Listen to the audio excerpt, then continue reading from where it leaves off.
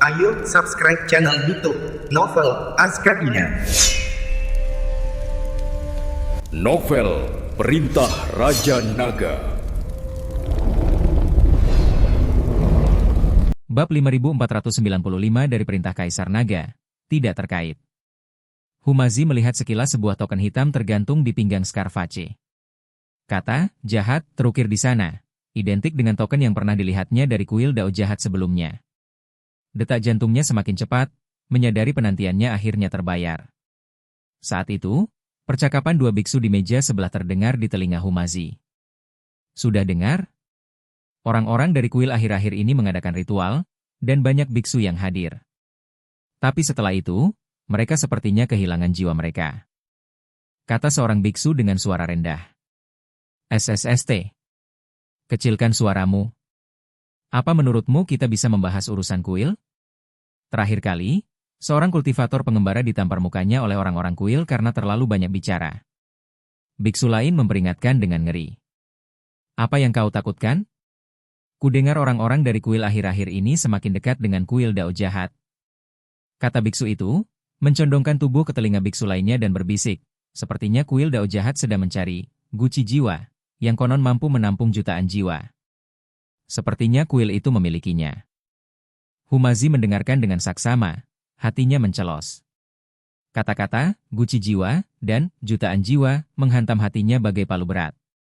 Mungkinkah ini ada hubungannya dengan hilangnya jiwa anggota keluarga Hu yang ingin ia selidiki?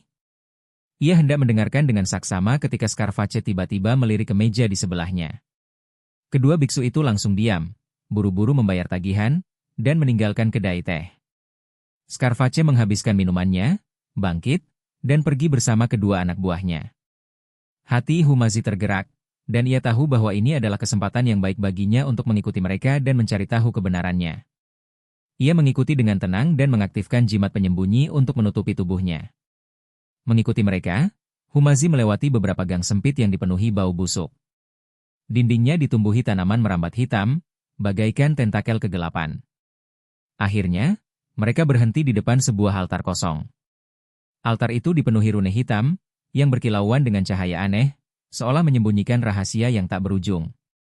Di tengah altar berdiri sebuah pot tanah liat setinggi setengah manusia. Dari pot itu terdengar jeritan nyaring jiwa.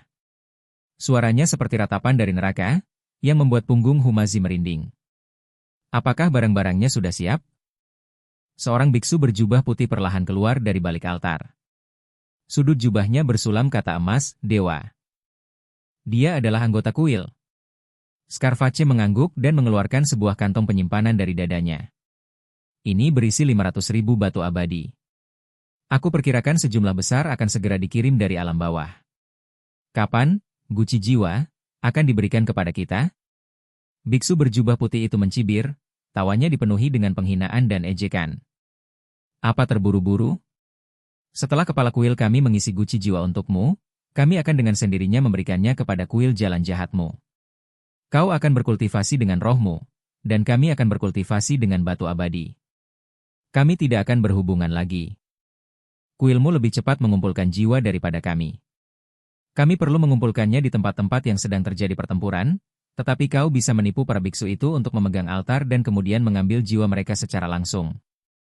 Tangan Humazi mengepal memutih mendengar kata-kata ini. Orang-orang kuil benar-benar bisa melakukan hal keji seperti itu. Lagi pula, tanpa jiwa, para biksu tidak akan dapat terus berkultivasi dan berkembang. Mereka tidak akan berbeda dengan kematian. Tepat ketika Humazi hendak melihat lebih dekat ke pot tanah liat di altar, ia tiba-tiba ditemukan. Mantra penyamarannya gagal, dan auranya langsung terekspos. Siapa? Biksu berjubah putih itu tiba-tiba berbalik, matanya setajam pedang. Pedang panjang di tangannya langsung terhunus, dan cahaya pedang keemasan menebas ke arah Humazi. Humazi segera mengaktifkan mantra penyamarannya lagi dan menghindari cahaya pedang. Namun, energi pedang itu tetap membuat lubang di sudut jubahnya. Energi pedang itu seakan membawa kekuatan yang membakar, menyebabkan kulitnya perih. Bab 5496 dari Perintah Kaisar Naga, takut mati. Ada pengintai. Scarface meraung, mencabut rantai hitam dan mengayunkannya ke arah tempat persembunyian Humazi. Rantai itu berduri dan diselimuti kabut hitam. Jika terjerat, jiwa mereka akan tersedot, nasib yang lebih mengerikan daripada kematian. Humazi tidak berani melawan dan berbalik untuk melarikan diri. Namun, biksu berjubah putih itu luar biasa cepat. Pedangnya terayun berulang kali, memancarkan kilatan cahaya seperti meteor emas, memaksanya untuk menghindar berulang kali. Setiap kali menghindar, ia berada dalam bahaya, dan pakaiannya robek oleh energi pedang. Tangkap dia. Jangan biarkan dia lolos. Scarface dan anak buahnya mengejar, rantai hitam membentuk jaring raksasa di udara, menyelimuti Humazi. Rantai itu memancarkan aura yang memuakkan, seperti belenggu dari neraka. Humazi mencabut jimat dan melemparkannya ke tanah tanpa ragu. Api emas langsung meledak, panas yang membakar mendistorsi udara di sekitarnya. Api berkobar seperti binatang buas yang mengamuk, memaksa mundur para pengejar. Humazi memanfaatkan kesempatan itu untuk menyelinap ke sebuah gang. Gang ini bahkan lebih sempit, dengan dinding-dinding yang hampir saling bersentuhan. Ia hanya bisa bergerak cepat dengan mencondongkan tubuh ke samping. Namun setelah berlari beberapa langkah, ia menabrak seseorang. "Saudaraku, apa yang kau lakukan terburu-buru?" Pria itu mengenakan jubah kasar dan memiliki senyum lembut di wajahnya. Ia tampak seperti pejalan kaki biasa. Namun Humazi merasakan embusan napas yang familiar darinya, embusan napas yang hanya ada di kuil. Humazi terkejut dan berbalik untuk berlari. Namun pria itu mengangkat tangannya dan menekan bahunya. Senyumnya langsung berubah dingin. "Karena kau di sini, diamlah. Aku akan bertanya apa yang kau dengar." Humazi merasakan bahunya mati rasa, dan sebuah kekuatan aneh menembus tubuhnya melalui bahunya, menekan kultivasinya. Tubuhnya seperti terhimpit gunung, tak mampu bergerak. Scarface dan biksu berjubah putih juga menyusul dan mengepungnya. "Jadi, kau seorang kultivator biasa, dan kau berani memata-matai urusan kuil kami?" Biksu berjubah putih itu mengarahkan pedangnya ke leher Humazi. Ujung pedang itu berkilat dingin, seolah-olah akan menembus tenggorokannya kapan saja.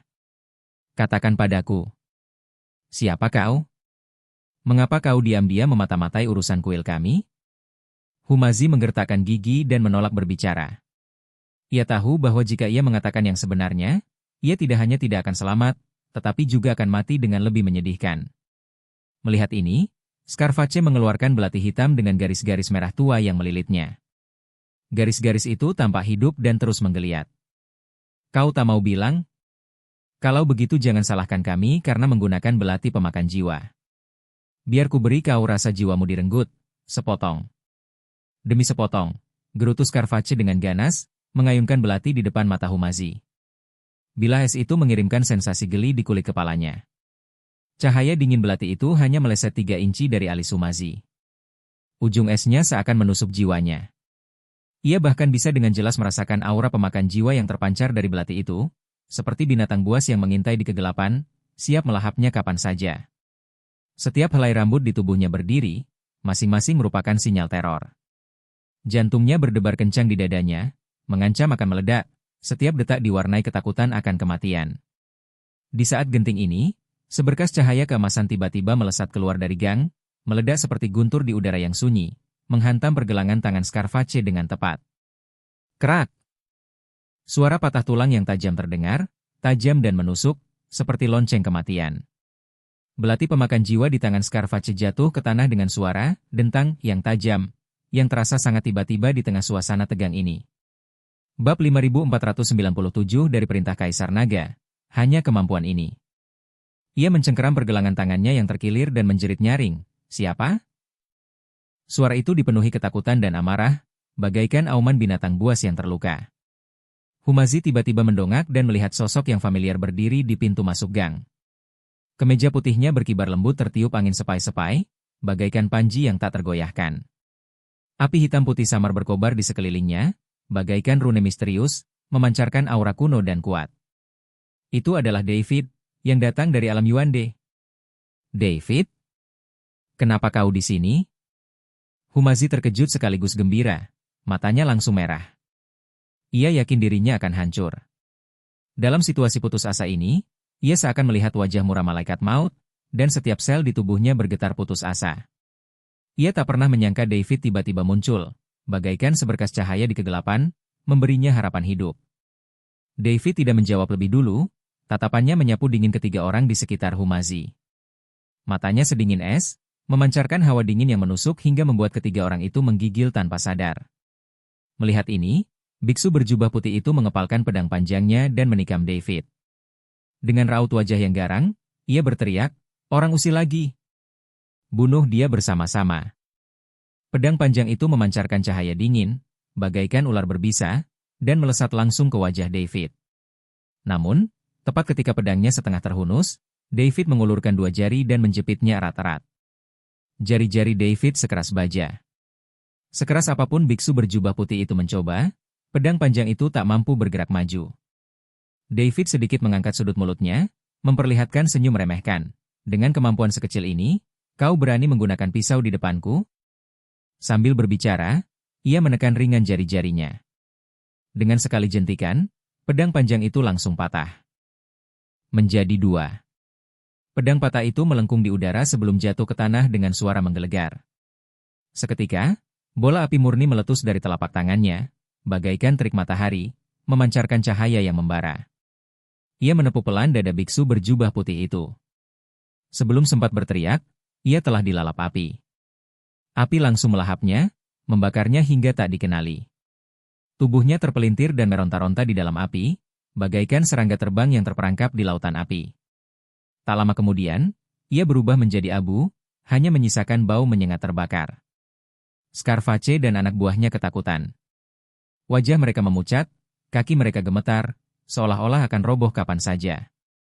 Mereka berbalik dan mencoba lari, langkah mereka tergesa-gesa dan panik, seolah-olah roh jahat yang tak terhitung jumlahnya sedang mengejar mereka.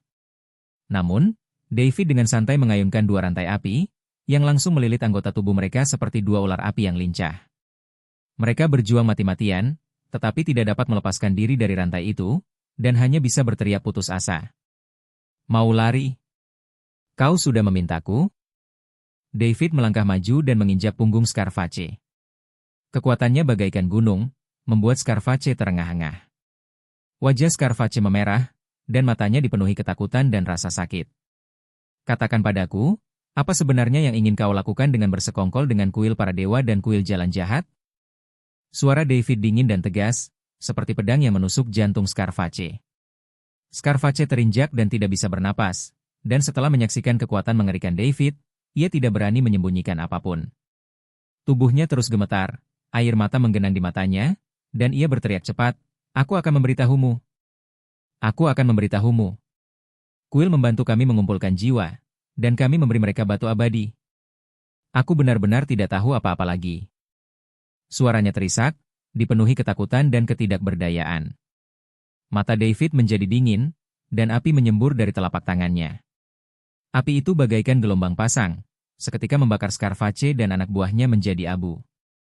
Udara dipenuhi bau menyengat, bau kematian. Bab 5498 dari Perintah Kaisar Naga, Altar Pengumpulan Jiwa. Kemudian, ia menoleh ke arah Humazi, wajahnya memucat. "Tuan Hu, Anda cukup cakap, bukan? Anda lari ke langit ketujuh tanpa pamit. Dengan kekuatan Anda yang terbatas, Anda hampir kehilangan jiwa Anda tadi." Nadanya sedikit mencela, tetapi lebih merupakan kekhawatiran bagi Humazi. Humazi menggaruk kepalanya, wajahnya dipenuhi rasa bersalah. "Saya hanya khawatir Anda akan khawatir, dan saya ingin menemukan jiwa umat saya sesegera mungkin." Suaranya melemah, seperti anak kecil yang telah berbuat salah. "Takut saya khawatir? Anda datang ke tempat berbahaya seperti ini sendirian, itulah yang benar-benar membuat saya khawatir." David mendesah, nadanya melembut. "Pertama, ceritakan apa yang Anda temukan. Apa yang sebenarnya terjadi?" Matanya dipenuhi kekhawatiran, berharap Humazi akan menjelaskan apa yang telah terjadi secara detail. Humazi segera menceritakan kepada David semua yang ia dengar di kedai teh dan lihat di altar, terutama fakta bahwa kuil itu mencuri jiwa para biksu atas nama membuka altar. Ia menggertakkan gigi dan berkata, para biksu itu mengira mereka akan mendengarkan ajaran dan praktik, tetapi mereka tidak menyangka akan mati. Jika mereka mengetahuinya beberapa hari kemudian, siapa yang tahu berapa banyak lagi orang yang jiwanya akan direnggut. Suaranya penuh amarah, seperti singa yang mengamuk. Wajah David semakin muram.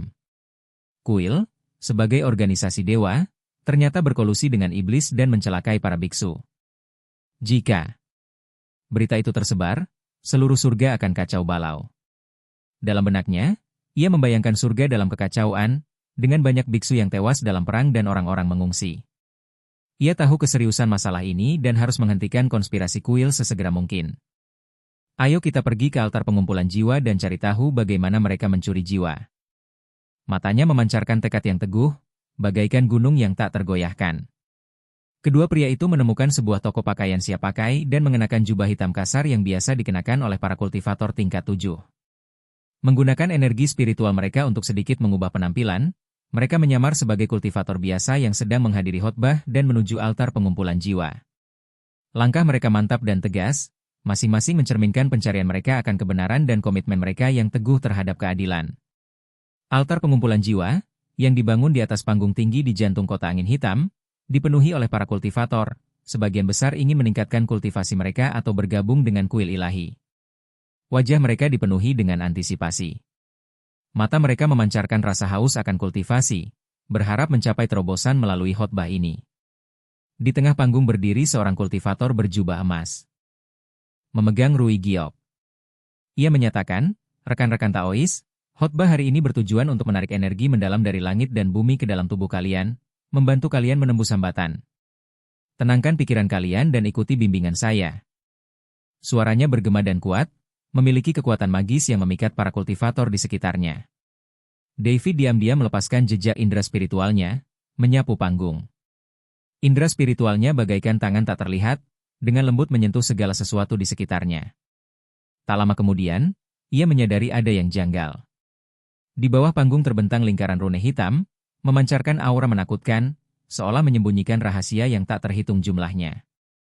Rune-rune itu terhubung ke ceruk tersembunyi di tengah panggung, tempat aura samar guci jiwa berdiam. Lebih lanjut, Rui Giok di tangan biksu berjubah emas memancarkan aura hipnotis yang samar, perlahan-lahan membuat para biksu di sekitarnya mengendurkan kewaspadaan mereka.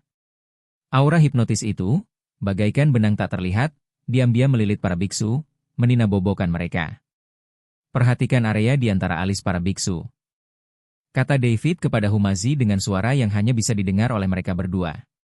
Suaranya rendah dan misterius, seolah-olah ia takut mengganggu sesuatu.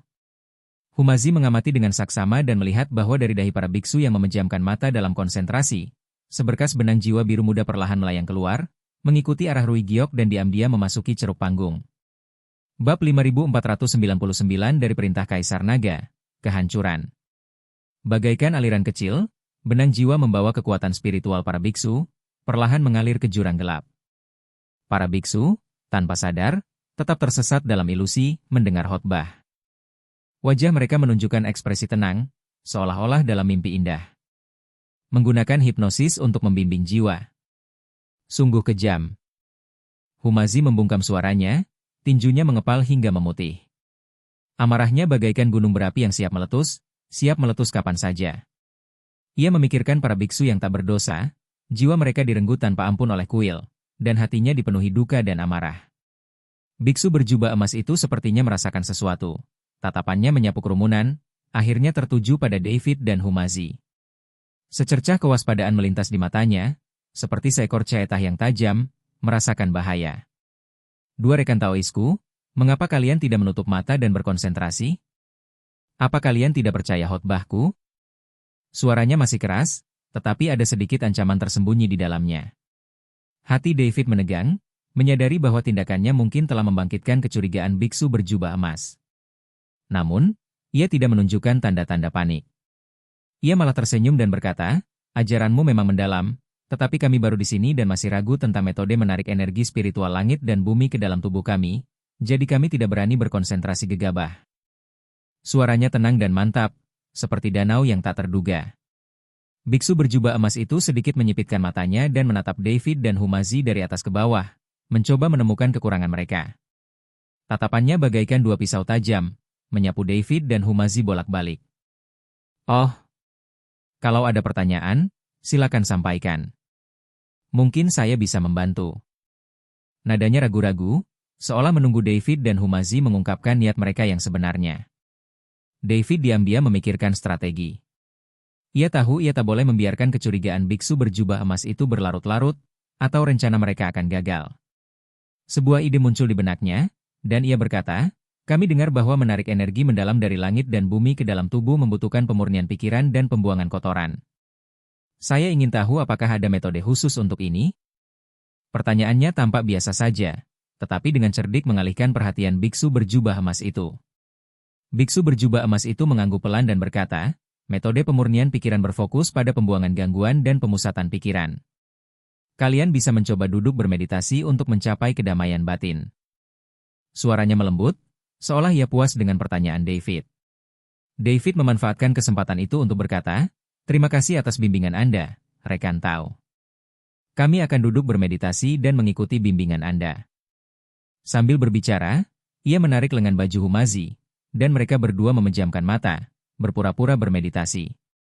Namun kenyataannya, kesadaran spiritual mereka masih terus memantau setiap gerakan di sekitar mereka. Melihat ini, mata biksu berjubah emas berkilat puas, dan ia melanjutkan khotbahnya. Suaranya bergema di udara seperti mantra hipnotis, semakin menyelimuti para biksu di sekitarnya. Dan benang-benang jiwa itu terus mengalir dari alis para biksu, mengalir ke alur-alur mimbar. Waktu berlalu menit demi menit. David dan Humazi berpura-pura mendengarkan khotbah, tetapi kenyataannya, mereka diam-diam mengamati konspirasi kuil. Mereka menemukan bahwa rune hitam di bawah mimbar tampaknya terus-menerus menyerap kekuatan benang-benang jiwa, lalu mentransfer kekuatan ini ke guci jiwa. Guci jiwa itu seperti lubang tanpa dasar, terus-menerus melahap jiwa-jiwa ini. Jika ini terus berlanjut, siapa yang tahu berapa banyak biksu yang akan menderita?